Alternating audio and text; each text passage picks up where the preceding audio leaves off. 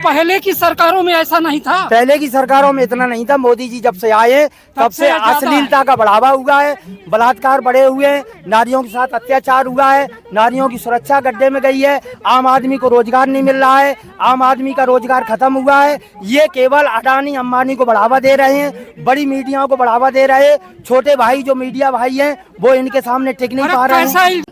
दिल्ली के विख्यात फलाहारी बाबा आज फिर जंतर मंतर पे थे और अपने समर्थकों की, भक्तों की, चाहने वालों की एक बड़ी भीड़ लेकर, मुद्दा कोई एक नहीं था, मोदी जी के ऊपर उन्होंने शाब्दिक प्रहार करते हुए कई आरोप जड़ दिए।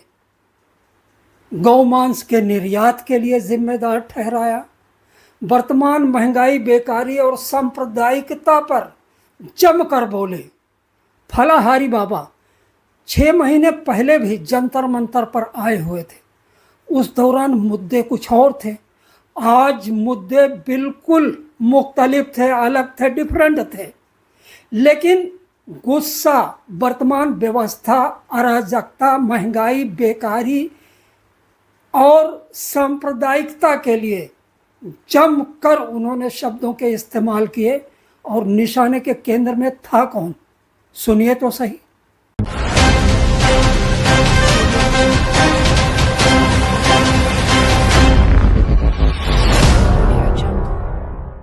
यहाँ आपस में रहते हैं, साधना और भगवान आज से जोड़ना चाहते हैं, अपने आप को शांतिप्रिय रहना चाहते हैं। कुछ लोग अमेरिका के दास हैं, गुलाम हैं, भारत के गद्दार हैं, क्योंकि अमेरिका जब पैसा देता है तो यहाँ हिंदू मुस्लिम सिख ईसाई की लड़ाई करवाता है। मूल धर्म से ये दूर रखते हैं, क्योंकि सनातन का मतलब होता है सत्यवादी। अमेरिका से पैसा ले कौन रहा है बाबा? अरे ये ले रहे हैं जितने सरकार में, मोदी जी ले रहे हैं, कांग्रेस ले रही है, क्योंकि ये तो भिखारी हैं। जब वहाँ जाते हैं कटोरा लेके भीख मांगते हैं, जब वो उसमें कटोरे में पैसा खनखनाते तब आके चुनाव लड़ते हैं। कांग्रेस और बीजेपी दोनों, कांग्रेस बीजेपी दोनों यार देश बेच के करते हैं भारत में राजनीति।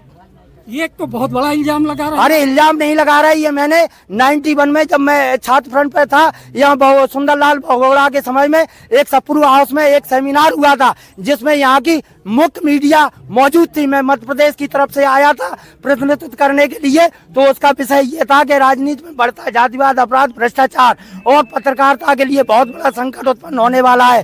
छोटे छोटे मीडिया वाले ये खत्म हो जाएंगे, बड़े बड़े पूंजीपति बढ़ेंगे और उन्हीं का ही राज्य रहेगा। जब से ये नई आर्थिक नीतियां आई हैं तब से ये कांग्रेस बीजेपी एक ही सिक्के के दो पहलू हैं, एक ही थाली के चट्टे बट्टे हैं। 10 साल तुम राज करो, 10 साल हम राज करें, और उसके बाद लोग उगते आ जाएं और कोई विकल्प न रहे। कोई नई पार्टी, नया व्यक्ति, नई मीडिया अगर तैयार होती है तो उसको तमाम तरह के दोषारोपण करके, तमाम तरह के आरोप लगा के। आपका कहना है कि बीजेपी और कांग्रेस मिलके? अरे दोनों एक ही उसके जो है सिक्के के दो पहलू। कांग्रेस, हमने तो नारा दिया था, भाजपा कांग्रेस दोनों यार और देश बेचने को है तैयार, और दोनों ने देश बेच बेच के कर रहे हैं अपनी राजनीति की पूर्ति। और कुर्सी की जो है कुर्सी परस्त है, ये फरका परस्त है, ये अंग्रेजों से ज्यादा जो है खतरनाक है। क्योंकि अंग्रेजों ने क्या किया, आजादी दी नहीं है, इन लोगों को अपने दत्तक पुत्र बना के रखा है, इसलिए वो डायरेक्ट अंग्रेज दिखाई नहीं देते हैं। तो अमेरिका सरकार मोदी सरकार को किस लिए पैसा दे रही है? वो इसलिए दे रही कि उसकी नगिन व्यवस्था चले। जो दुशासन नारी को नगिन नहीं कर पाया, नगिन करते करते थक गया, और वही इन्होंने मोबाइल चला के, विज्ञापन दिखा के, आज दिल्ली देश में जगह जगह देखिए नारियों के अर्धनग्न, पूर्ण नग्न, स्त्री पुरुषों के सेक्सी चित्र लगे हुए हैं, और पूरे आदमी, औरत, बच्चे, बूढ़े इत्यादि सभी को सेक्सी बना रखा है। नारी का सशक्तिकरण होना चाहिए, सो सेक्सीकरण कर रखा है। इसलिए नारी का सशक्तिकरण बंद करो, सशक्तिकरण जारी करो। और ये अमेरिका अपने दत्तक पुत्र भाजपा और कांग्रेस द्वारा अपनी सारी नीतियों को लागू करवा रही है। तो और मोदी सरकार तो नारी का सशक्तिकरण कर रही है। अरे कितनी योजनाएं हैं। अच्छा, सशक्तिकरण केवल नारा देने से हो जाएगा? जो मार्केट में आए हुए, हर मार्केट में देखो नए नए पोस्टर लगा के रखे हैं। किस तरह के पोस्टर? कितने नंगे पोस्टर औरतों के खिलाफ लगा के रखे हैं। उसके लिए क्यों नहीं इस चीज के लिए एक्शन लिया जाता? यही सनातन दुकान है। पर ये कोई सनातन की पहचान थोड़े ना है। तो सूचना प्रसारण मंत्रालय पर आपको प्रदर्शन करना चाहिए था, गए कभी? ये सबको दिखाई नहीं देता।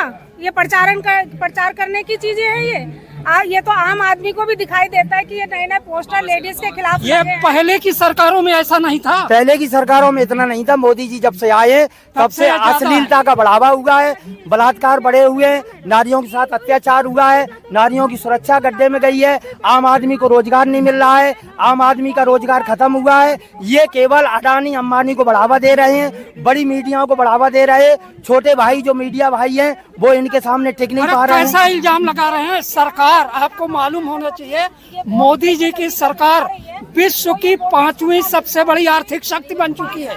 आप कह रहे हैं कि कुछ है ही नहीं। नहीं नहीं, ये गलत बात है। केवल ये ऐड दिखाते हैं, विज्ञापन बड़े बड़े छपवाते हैं, हकीकत में नहीं है। हकीकत में नहीं है। धरातल पे आप देख लीजिए, आज लोग भूखे मरने की कगार पे चलेगा। ये मेरा वो नहीं है, मीडिया का एक मैंने वो पढ़ा था, उसमें लिखा था जो विश्व उसमें सर्वे था कि 60 करोड़ लोग आज भी भारत में भूखे सोते हैं, लेकिन मदिरा सस्ती है लेकिन भोजन महंगा है।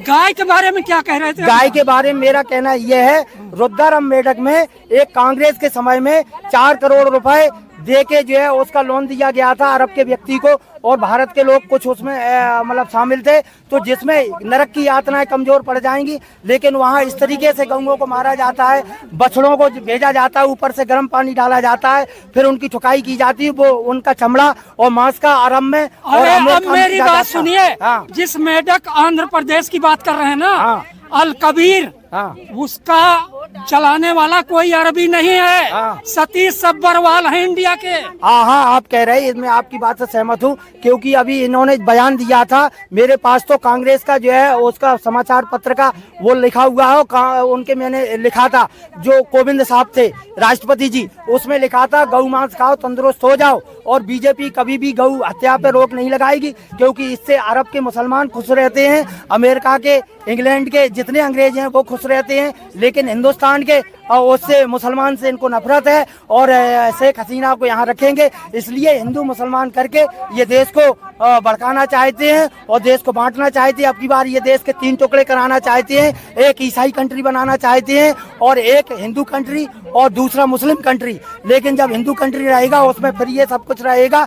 इसलिए अब की बार मैं चाहता हूँ कि हम लोग जय श्री राम भी बोलेंगे, अल्लाह अकबर भी बोलेंगे, हम लोग वाहिगुरु भी बोलेंगे, हम लोग गॉड की भी बोलेंगे, क्योंकि अब की बार देश को बंटने नहीं देंगे अमेरिका। जबकि हम लोगों को हिंदू मुस्लिम सिख ईसाई को अंग्रेजों से लड़ना चाहिए। मुख्य सूत्रधार वो हैं, हिंदुस्तान पाकिस्तान का बंटवारा हो गया, उसके बाद भी हिंदू मुसलमान का ये वो नहीं बांटा है, क्योंकि मैं आपको बताना चाहता हूँ सनातन और इस्लाम ये दोनों अलग हैं। फिर ये हिंदू और मुसलमान कहाँ से आए, ये मैं कई बार बता चुका हूँ, क्योंकि जिन लोगों ने 132 राजाओं ने अपनी लड़कियां उनको मुगलों को दी तो वो हिंदू हुए, और जिन लोगों ने तलवारें फेंकी और जिन राजाओं ने मुगलों की लड़कियां अपने साथ शादी की तो उनको मुसलमान बताया। तो देश की एकता अखंडता के बारे में क्या कहें? देश की एकता अखंडता इस समय मोदी के रहते और दिल्ली में खास तौर से रेखा गुप्ता के आने पर बिल्कुल जो है जर्जर हालत में चली गई है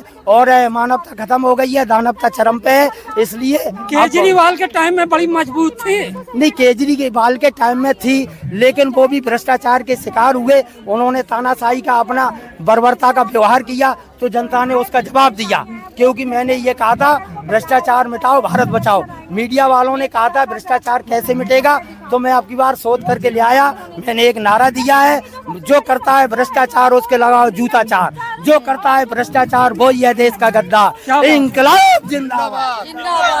तो आपने देखा फलाहारी बाबा राजपूत हैं और देश की एकता अखंडता से लेकर अंतर्राष्ट्रीय से लेकर देश की राजनीति तक पे बहुत विस्तार से इन्होंने ज्ञानवर्धन किया।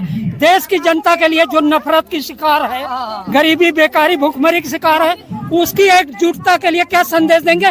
जल्दी से बोलिए। संदेश यह है कि वोटर एकता, हम लोग वोटर हैं, हम कोई हिंदू मुस्लिम सिख ईसाई नहीं, कोई जातवादी नहीं है, क्योंकि वोटर ही सरकार बनाती है, वोटर ही मेटती है। इसलिए अमीर वोटर अमेरिका के जो दलाल हैं, भारत के गद्दार हैं, अमेरिका परस्त है, फिरका परस्त है और फिरंगियों के चंगुल में फंसे हुए हैं, इनसे सावधान रहे और वोटर अपनी एकता कायम रखे और वोटर भत्ता 25,000 लेके विकसित राष्ट्र बनाए। जय हिंद, जय भारत, इंडिया।